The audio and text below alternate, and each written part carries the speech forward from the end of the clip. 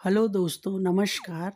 मेरे प्यारे कान्हा कन्हैया चैनल में आप सभी का एक बार फिर से स्वागत है। आज फुलारी दूज है, तो देखिए मेरे कान्हा जी का फुलारी दूज पे श्रृंगार। और फुलारी दूज क्यों मनाते हैं वो मैं आपको बता रही हूँ कि एक बार किसी कारणवश कान्हा जी अपनी प्यारी राधिका से मिलने के लिए नहीं जा पाए, तो इस पर राधिका जी कुछ नाराज़ हो गई। जब राधिका जी नाराज़ हो गई तो उनकी नाराज़ी से, उदासी से वहाँ के पेड़, पत्ते, फूल, पौधे सभी मुरझाने लगे।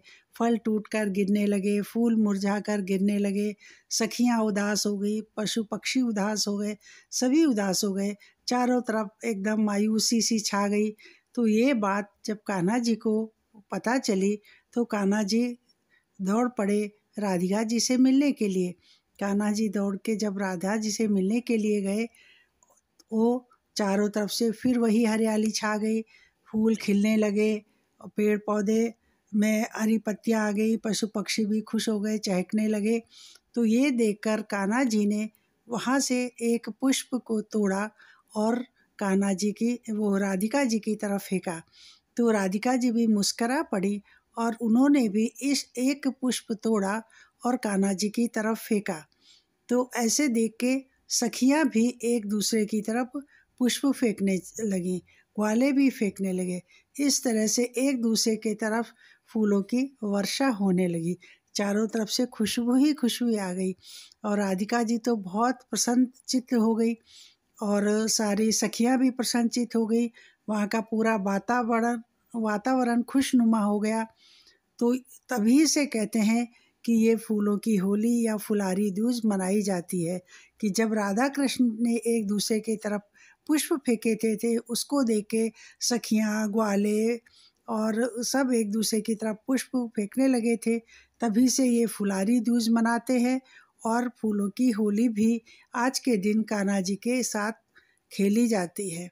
और कुछ लोग कहते हैं कि आज राधा और कृष्ण की शादी की जयंती यानी वर्षगांठ होती है, तो उसके लिए भी फुलारी दूज मनाते हैं। और आज से ही होली की जो उत्सव का जो वातावरण है वो चारों तरफ मालूम होने लगता है, खुशियाँ छाने लगती है। वृंदावन, बरसाना, गोकुल में सब तरफ होली की शुरुआत हो जाती है। फागुन गाए जाने लगते हैं और चारों तरफ फूल खिलने लगते हैं, महकने लगते हैं, पशु पक्षी चहकने लगते हैं। ना सर्दी होती है ना गर्मी होती है, बहुत अच्छा वातावरण होता है प्रकृति में भी, सबके दिलों में भी, और ये खुशियाँ छाई रहती हैं। इसीलिए ये फुलारी दूज यानी फूलों से भरी दूज कहते हैं। दूज का चाँद तो वैसे भी अमावस्या के बाद अच्छा लगता है।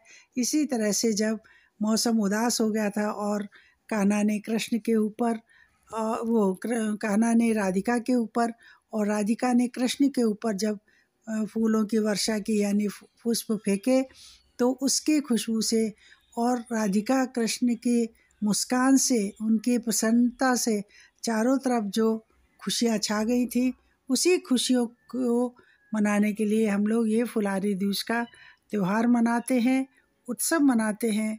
और कहते हैं बरसाने में और वृंदावन में राधा कृष्ण के साथ फूलों की होली खेली जाती है। यहाँ तक कि कुछ लोग हैं ना, जो बच्चे होते हैं वो कृष्ण का रूप धारण करते हैं, बच्चियाँ राधिका का रूप धारण करती हैं। वही लीला सचिव रूप से मनाई जाती है कि कृष्ण राधा को बनाया जाता है। लोग ढोल नगाड़े बजाते हैं, फागुन मास गाते हैं, भजन गाते हैं, होली के गीत गाते हैं। और सभी जो भक्तगण होते हैं वो बने हुए कृष्ण राधा पर, जिन्होंने कृष्ण राधा का रूप धारण किया है, उनके ऊपर फूलों की वर्षा करते हैं, उनके साथ फूलों की होली खेलते हैं और हर्ष और आनंद को महसूस करते हैं। उनको लगता है कि साक्षात कृष्ण और राधा हमारे सामने आ गए हैं और हमारे साथ ये फूलों की होली खेल रहे हैं। तभी से ये फुलारी दूज मनाई जाती है। तो ये छोटी सी जानकारी जो मुझको पता थी, मैंने आप लोगों के साथ शेयर की है। आपको यदि अच्छी लगी हो तो प्लीज़ मेरे चैनल को लाइक करें, शेयर करें, सब्सक्राइब करें और बताएं आज फुलारी दूज पर मेरे कान्हा जी का श्रृंगार आप लोगों को कैसा लग रहा है। बिल्कुल कितने सुंदर लगे हैं। ये गोल्डन कलर की फ्रॉक पहनी हुई है और गोल्डन ही कलर की पाग बांधी हुई है।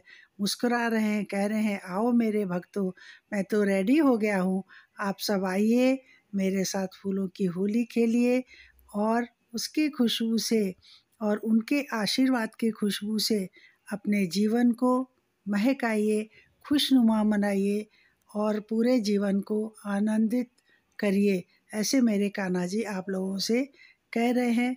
तो आशा करती हूँ कि आपको ये मेरा वाक्यांश अच्छा लगा हो, तो प्लीज़ कमेंट बॉक्स में राधे राधे ज़रूर लिखिएगा। जय श्री राधे कृष्णा।